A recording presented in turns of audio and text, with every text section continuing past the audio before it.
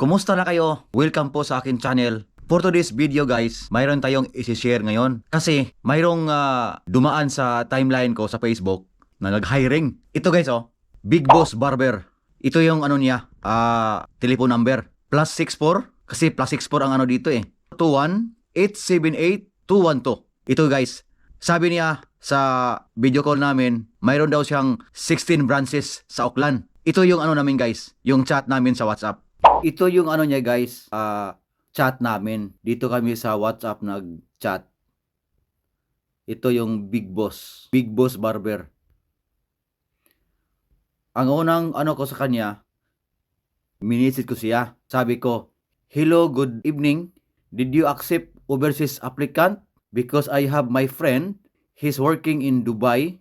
He's willing to pay all expenses if you hired him." Nag-reply siya sa akin guys. "Hi, yes, we accept from overseas." Kaya sinisihin ko yung Instagram ng kaibigan ko. Sabi ko sa kanya, "That's his Instagram." Tatanong siya sa akin, "What his nationality?" Sabi ko, "Filipino, boss." Kaya maya-maya nag-video call sa akin. Ang video call namin 55 seconds kasi biglang naputol. Kaya bumalik siya pag video call sa akin. Kaya ang video call namin 4 minutes. Para maniwala kayo guys, para hindi masabi nyo gawa-gawa ko lang to. Hahanapin ko sa contacts.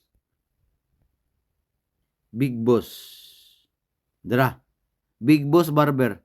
Pinutin natin ito yung number na to. 021-878-212. Yan ang number niya. Kaya pinakita ko kasi ayaw ko nang masabi ninyo na gawa-gawa ko lang to. Ganito yun guys. Ang usapan namin umabot ng 4 minutes. Kasi mayroon pang unang video call namin na putol, 55 seconds. Tapos bumalik siya kaya umabot ng 4 minutes. Ang sabi niya sa akin guys, mayroon daw siyang 16 branches sa Auckland. Kasi tinanong niya ako, "Saan ka ba sa New Zealand?" Sabi ko, "Nandito ko sa sir, sa Christchurch." Sabi niya sa akin, "Malayo ka pala. Nandito lang yung lahat ng mga shop ko sa Auckland. Mayroon akong 16 branches.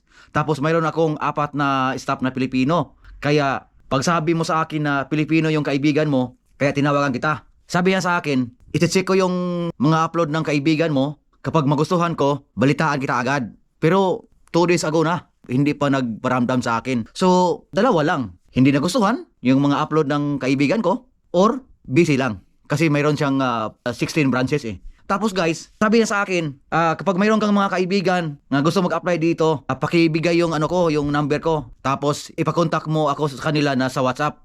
Kasi dito guys, WhatsApp ang gamit kadalasan dito Kaya pag mayroon kayong mga upload sa Instagram guys, na magandang gawa, sa mga all barbero ito na ang pagkataon, makahanap kayo ng direct employer. Ang sabi niya sa akin guys, kayo gumastos sa lahat ng mga bayaran, sa pag-process ng mga papers, mga visa, lahat sa immigration, kayo magbayad. Tapos, ito pa, sinasabi niya sa akin na ang bagong mag-apply ng AEW, kailangan ng IELTS. Kaya mag-aral kayo dyan bago kayo i-process yung mga dokumento niyo sa immigration. Number 1 yung IELTS kasi last June 1, yan ang bagong rules dito. Yan ang sabi niya. Tapos guys, ang lahi niya guys, hindi ako nagtanong sa lahi niya, pero alam ko, Arab siya.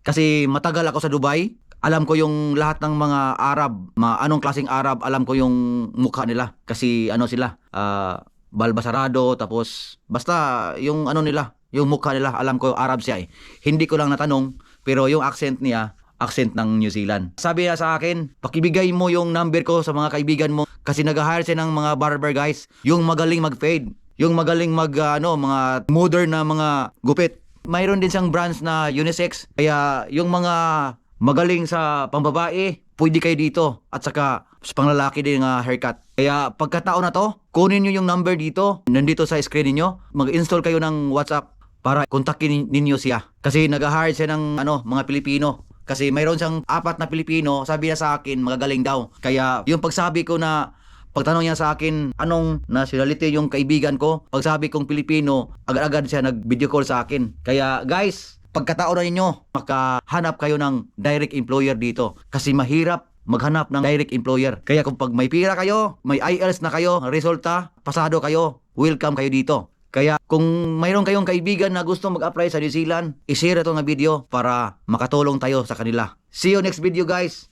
Bye-bye.